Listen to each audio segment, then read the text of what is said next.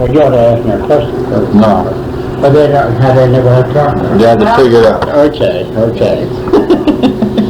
You want to hear from the start? Yeah. Right. Yeah, I'm fine. While we were in the Pacific, Yeah.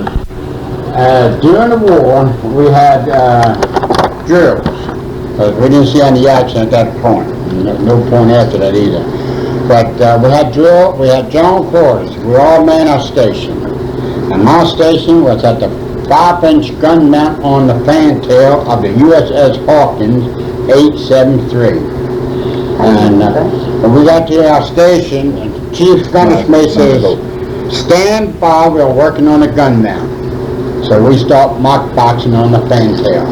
Pershing and myself, we start mock boxing. We would hit pretty hard, but we wouldn't hit in the bottom plays, and we weren't hurt.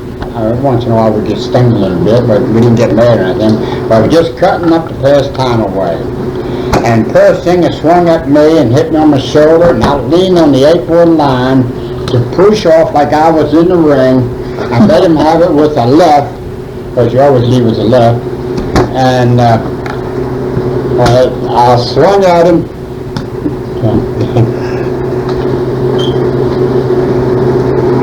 He ducked and he hit me, and I leaned on the 8-board line. And when I leaned on the 8-board line, I made out I was in the ring. I was going to bounce off of it like I was in the ring. I didn't know that. I didn't know that. And let him have it. But when I leaned on the 8-board line, they were all disconnected from the stable. Instead of them being hooked up, the cable was tight, taut, but it was loose. And I leaned on that 8-board line like it was a boxing ring, and over I went. It didn't bother me too much, but I was strong and powerful, and I thought I could hold on. But when that cable snapped, it just slipped out of my hand like it was nothing. Swam away from the ship, and when the wake hit me, I doubled up in a ball. And then the ship turned around and picked me up. Captain Iverson said, "We'll circle back, but we're not going to find anything. I just want to save face with the crew." Now, where were you headed to? We just left Inawita. We were going towards we were going towards Tokyo Bay. That's where the direction we were going, to Tokyo. And they circled around and picked me up. And sure enough, I was there. And I took my shoes off and tied them in a bow and put them around my neck. And Pershing was a swimmer on the plane crash crew at that time, so we always went behind the Enterprise. And when the plane come into the Enterprise and hit it, overboard it went. So what happened, I can't remember 1 minute to the next.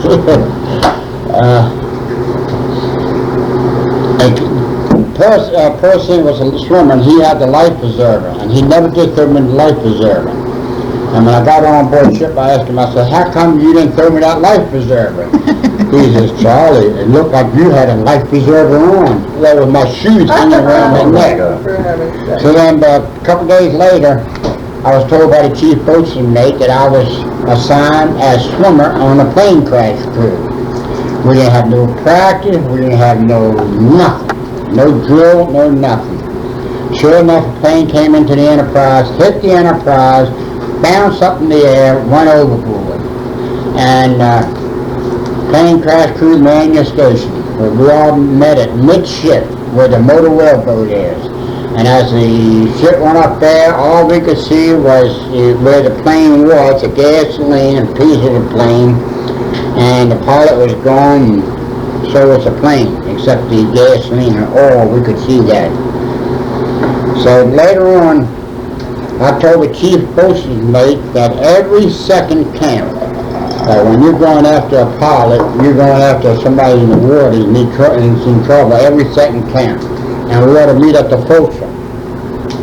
He said, "Pascal, be glad to meet at the forecastle. We meet at midship because that's closer to the water and you can get in there easier." I said, "Yes, sir, you can get in easier, but it's just as easy to get over this ship here as it is there." And I said, "Next time we have swimming classes, practice, I'll show you how easy it was." And I was a lifeguard on the swimming classes too, because I fell overboard and they picked me up, and I was still there. So we had swimming classes, swimming lesson and whatnot, and I told the chief boats, I said, look, here we're at the forecastle. Now, we're looking at the plane, we're looking at the pilot, and the pilot needs help. Alright, he needs help real bad. So all I did is grab his cable, pull it to me real hard, and then jump over. Just pull myself over and dive in. And I went right up in the air and went over and turned around and waved at him like this, and then I hit the water. And he told the Captain Clifton Iverson that we could meet up at the forecastle. So sure enough, we were told to meet at the forecastle. But Lieutenant Ford and his motor whaleboat crew, they weren't told anything. So when his plane came in to land on the Enterprise, boom, it went overboard. And words came over the PA system, siren starts ringing, bell starts ringing, and man your station, plane crash crew, man your station. So I went to the forecastle because that's where I was told we were going to meet. The chief boats went to the forecastle, but everybody else went to midship. And then the PA system said, plane crash crew, man your station at the forecastle. Plane crash crew, man your station at the forecastle. So they all start running up to the forecastle. Lieutenant Ford got up there, he looked at me, he said, what are you doing up here? I said, sir, this is where we're supposed to meet. I'm telling him what to do. And sure enough, he turned around, he looked at me, he pointed his finger at me and said, Pat Stunner, don't you go overboard until I give you the orders. And I gave him a right hand salute, and I said, sir. Well, being all my life, my teenage and early 20, I was a lifeguard. I was lifeguard at Pearl Harbor. I was lifeguard at Annapolis Road. I was lifeguard at Jewish Community Center. And just all over Annapolis, I was lifeguard. And when we went to, well, he told me, he says, don't you go aboard until I give you the orders. And I said, sir. The ship got closer and closer to the pilot, and when the weight hit the pilot and he went under, without thinking, I went over. Oh my Lord, we were in the water about 30-35 minutes. I grabbed the pilot and we swam to the ship. They had a rope ladder floating in the water 1 minute, next minute the rope ladder was dangling in midair. You couldn't reach it with a 10-foot pole. And then next time the water came down, I grabbed the rope ladder and the pilot, and I had the pilot's shoulder in my arm. And we dangling in the air. We were dangling in the air. And then we came down, I climbed up the ladder and got him up, and finally we got on board. And came on board, and it's a habit, you always hit the first lieutenant and say, permission to come aboard, sir. And the pilot came on first, two hospital corpsmen got him and took him down to sick bay, and I came on, and I said, permission to come aboard, sir? He said, permission granted, and he pointed his finger at me and said, you're on report. Okay, well, I was sick. So I went down to chow hall, that's where we spent all our time when we weren't working. And everybody came down there, patted me on the back, and shook my hand, and said, Charlie, you made it mighty comfortable for that pilot. You really helped him. Charlie, you did this. Charlie, you did that. And everyone that told me that, I told him, I said, yeah, but I'm on report. On report for what? I said, Ford told me not to go overboard until he gave me the order. And I went over when I thought he needed help. Oh, Charlie, you shouldn't have done that. You shouldn't have done that. And there's tears coming out of my eyes and whatnot. And this one come down, he hit me and said the same thing. And who come down there? William Powell from Baltimore. First class yeoman. First class yeoman. And he said, Charlie, you did a good job, you did this, you did that. You were beautiful. I said, yeah, but I'm on report. He says, on report for what? And the Ford told me not to go overboard until he gave me the order. He says, Charlie, you don't have nothing to worry about.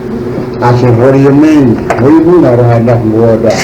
He said, the captain was up there yelling, send the swimmer over, send the swimmer over. I said, are you sure? He said, Charlie, got it all written down right here. He said, I can show you black and white. I know what time you hit the water. I know how long you've been in there. And I can tell you anything you want to know. I said, how many times did the captain say send the swimmer over? And he looked on his page, he said, 3 times. I says, damn right I heard him. And that's the last I've heard of anything. Nobody said anything after that? No, well, they talked about it, but no, nobody else said anything. How come you were in the water for 35 minutes? That's how long it took to, well, when I fell off the destroyer, we were going 3/4 speed ahead, 23 knots. And they had to circle around. They don't stop and back up. They keep straight ahead and make an O-turn. You know why they make an O-turn, Nita? No. So you can find it. See, they go straight ahead and you fall overboard here. They keep going straight ahead, make an O-turn, and then come back. And then they can pick you up. Follow me? If they made a big circle, I mean, if it's a waves out there, you probably wouldn't see nothing. Well, you said the captain said it's unlikely that I'll find anything, but I'm just gonna make a certain safe face. That's right. Save faith with the crew. And when he came back, he found me. And they put me on a plane crash crew with no practice, no drill, no nothing. Was it daytime, right? It better been daytime. Nighttime, I don't think he said me go over. Well, you know what Rupert said, oh my God, and I've gotta tell his wife. Well, Exactly what. they always get somebody close by there. And who did you think about when you went over? Well, when I fell overboard, I thought of Mr. Suzama because he told me not to fight the water. He said if you get caught in a current, you swim with the water and you can stay there half an hour, 45 minutes. But if you swim against that current, you're not going to last long. You're going to wear yourself out. But as long as you're in the water floating around, somebody can save you. But if you're underneath that water, it's just tough. Now, when you made the plane rescue, the pilot, Yeah. how long did that take? I mean, That took quite a while too. That took a good half an hour. That took a good half an hour, to over half an hour. Because when I first went overboard, the propeller was still going forward. The ship was still going forward. And I know it's hard to imagine this because you think of a small ship in a small lake, but this is the big Atlantic Ocean, Pacific Ocean. And the pilot is way out there. He's 100 yards out. You know what I mean? But it looks like they're close. And when the propeller was going forward, I went overboard. When the propeller goes forward, it pushes all the water back because the ship's got to go frontwards. And when I felt myself going backwards, I thought I couldn't get to the pilot because the pilot was 15, 20 yards away from me. But when I tried to swim towards the pilot, I couldn't make it because the propellers were pushing me the other way. The tide was going the other way. So I thought it was his armor, and I turned around, swam with the tide, because I knew I couldn't do it. I said, I'll let them pick up the pilot first, and then they can pick me up. But what happened, they fell in 3 times, I think it was 3 times, that means full speed ahead or in reverse. But when they ran this time, it meant reverse. And they shut the engine in reverse, and the propeller started going the opposite way, and I swam after the pilot. And that's when the fellow said, you look like Johnny Washmallow. And Johnny Washmallow was a great swimmer in those days.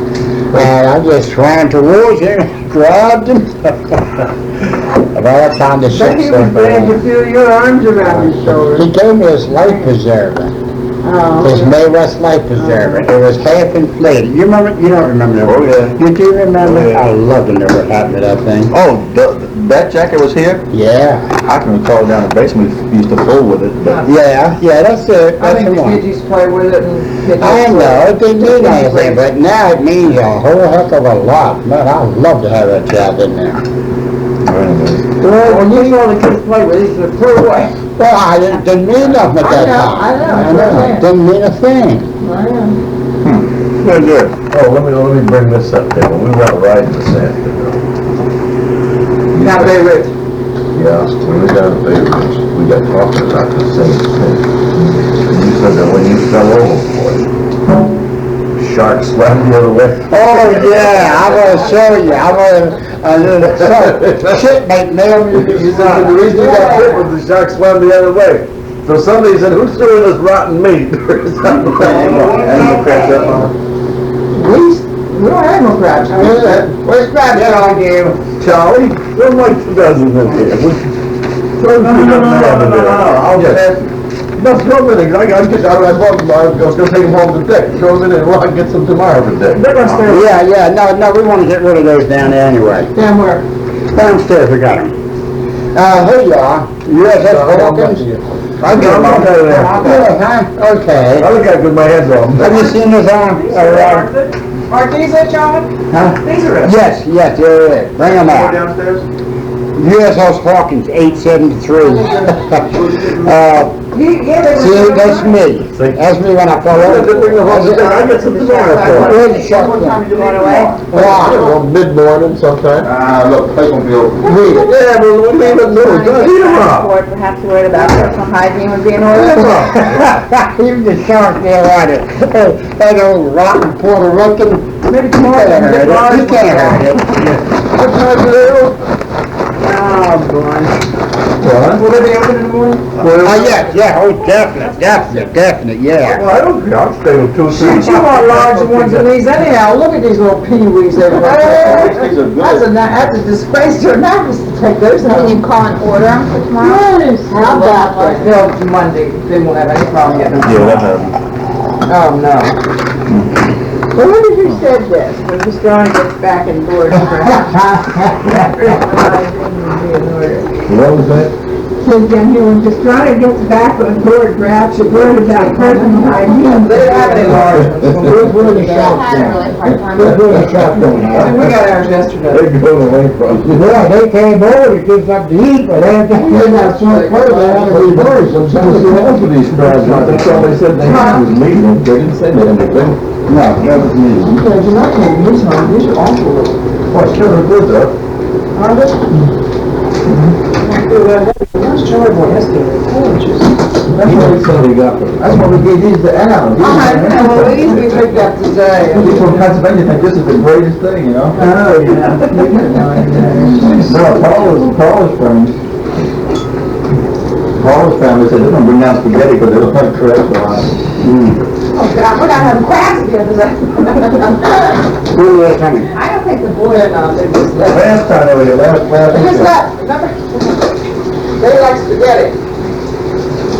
With Wallace dinner. Yeah, Al's Italian too, you know, but he's still well, like crabs. read this part here now. Yeah, they do have Listen to sauce this. they put crab meat in it. Yeah? Yeah. Our radar has you on a collision course with us. You should alter course 10 degrees south. Second voice, we have you on our radar. Suggest you alter course 10 degrees north. First voice, we have Admiral Goodman aboard. Strongly suggest you bear 10 degrees south. This is a battleship. Second voice, this is Stephen Pastrana. Still suggest you bear 10 degrees north. This is the light. You know what I like about this? You know what I like about this? I was permanent. You can't do that. You can't ever try to tell me what to do. So how come these crabs don't have claws on it? They're cannibals, they eat each other. Once you get on the big pot. You know, that's something we learned when we were in Halifax, Nova Scotia. Did you know that in this was World War I, so I know we weren't born yet, but it happened in 1917, right? That explosion in, Yeah. in the That's right, yeah. Halifax Harbor. Right. A battleship loaded with, well, I read the story, the bus driver bought the book. Loaded, I know there were 200,000 tons of dynamite on the ship, TNT, and gasoline. And they came into the Halifax Harbor to pick up an escort and escort it across the ocean to the, to take these materials over to the war, over to Europe. And a little Red Cross boat of some kind was in there being refueled. And in the morning there was fog, and the Red Cross boat came out and hit this big battleship. This was a good Broadside. They said Looks like it's a meme. up until that time, Yeah, the these are greatest probably just a- explosion that ever took place, and compared it to the Then you had explosion your, then you had your Good business. heavens. I guess on the meeting. It destroyed half of the town of Really, Howard, that's actually just small, huh? leveled it. What year was this? 1917. I had never even heard of it before. But we were in this, right in this harbor, and it was just like a little, it was a little bottleneck, and that's where all of these ships had to go through. But every night, the harbor closed at a certain time and didn't open again until the next morning when it was daylight, because of this narrow place it had to go through, you know. And this big battleship loaded with all this dynamite and so forth was TNT, and gasoline was waiting there until it could pick up its escort across the ocean, you know. And this little boat came down, and that reminded me of it, you know. This battleship kept using the signal, you know, 3 blasts on these, and you said they rang 3 bells, well that reminded me of it, 3 blasts on these, whatever that is, that they blow on it. And the guy didn't pay any attention to it, he just kept coming and just into it. Fire and explosion And that was the biggest so-called man-made explosion ever. at that time. At that time, up to the nuclear, the other one, the Japan was the first nuclear bomb. That was the biggest man-made explosion up to that I time. just think it's so funny in all history or anything. I never heard of it. I never had it. But this guy in the town of Halifax. Well, Oh, let me wipe it off. no.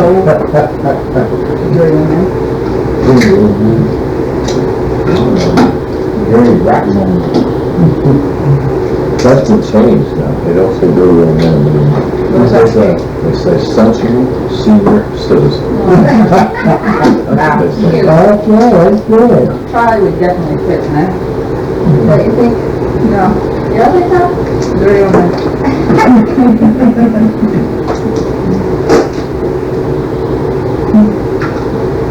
Well, these are tasty, even if they're a little. Yeah, but if you come across a, suspect one, check it out. I had 2 of them before they got hit.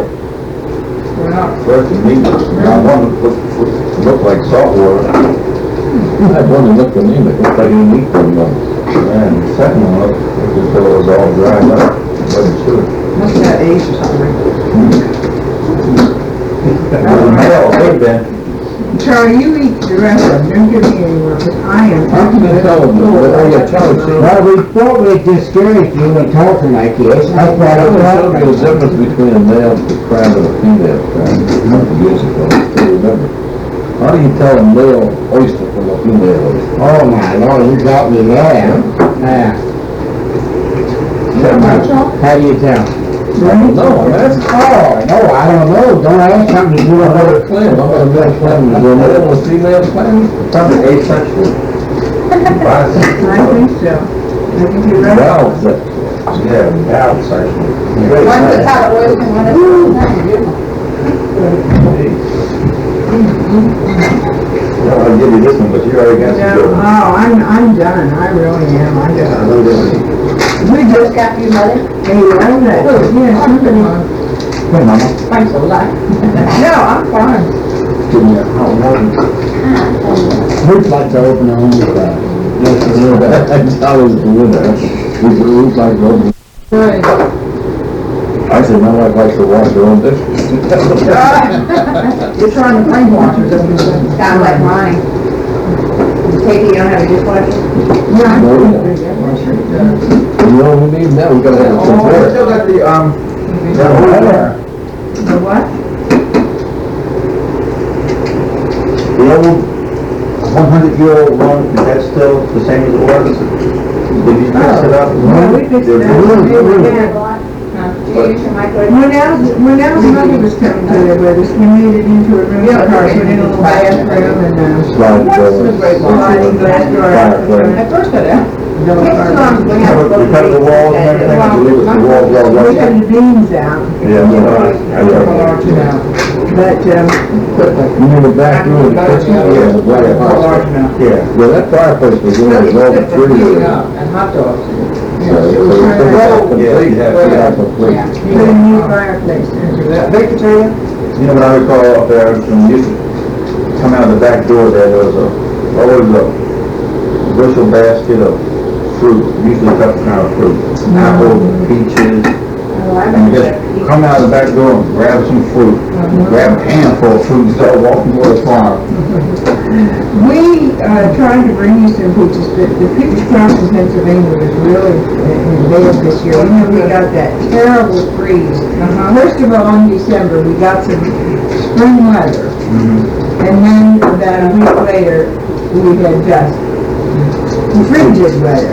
And the sap had started to come up in the trees and then it froze. And the peach crop was just terrible this year. Like 30% of crop, it's too late for peach, they're all sold and gone. My last one, please. Too early for that. Each basket was how much? Was normal. Oh, I don't know, we didn't buy, we bought too many extra ones in small baskets, which was half a peach basket, yeah, so that would make it $5. Okay. It's too early for apples, so they haven't even beginning to pick it up. Yeah, it was horrible. They were only that yay big. No, we don't have the delicious, I think of the first earlies or whatever they are, you know. But yeah, they remodeled that little room, that one you remember as, the old room, workhouse. Do you still have the little crab shell in the barn? Yeah. On the garage, it's just condemned, yeah, but, one was beat it down and just fell down and No, it broke says up. the house was built in the 1700s. And that's not new. Late 17. You remember me telling them to jump from the hayloft? I'm sure it's like opening. You hear about that? That's better made. He was up in the hayloft, I told him to jump, you wouldn't jump. I don't know, it's still. I got it. One, two, he jumped. I told him. Somebody still 386. They have got the most stuff down. The living room is about, how big? Big as that, mine didn't even in this kitchen together, I think. Now, Dale, do you recall when, Mom burnt that sweater, ginger sweater, put it over the lamp? Did you say your mom did?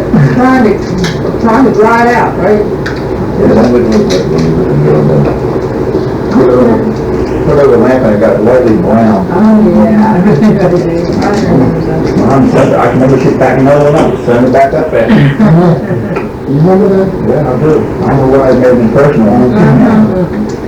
You know, funny, some things just stick. Well, I remember when the Pastrana's used to come and they'd all go out to play and get in the mud and the snow and come in with wet shoes and How you stood it? you'd make all the boys take their shoes off and you'd set them in the road and you'd drive to the front door All 40 of them. and order all these different sizes of shoes. Listen, she took four of my kids, five of the boys back with us for a week one summer. Yeah, when they were 12, 11. You remember that, Mike? 'Cause you went.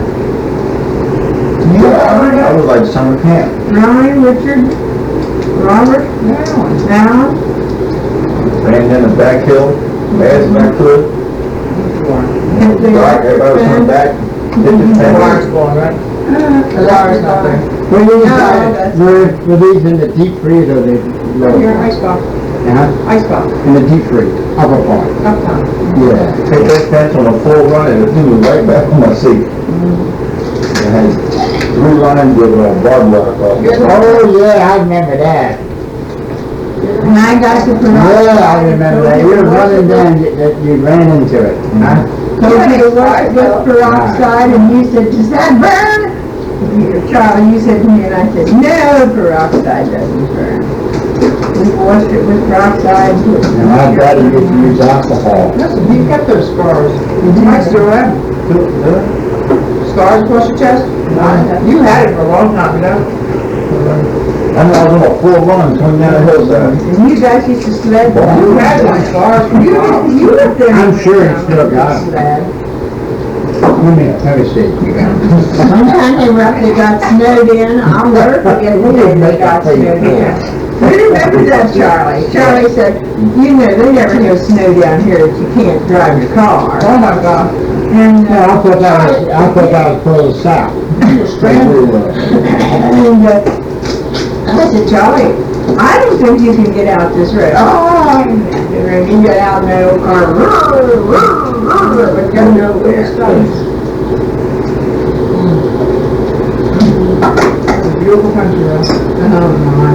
You remember the choo-choo train that was going over the mountain, right?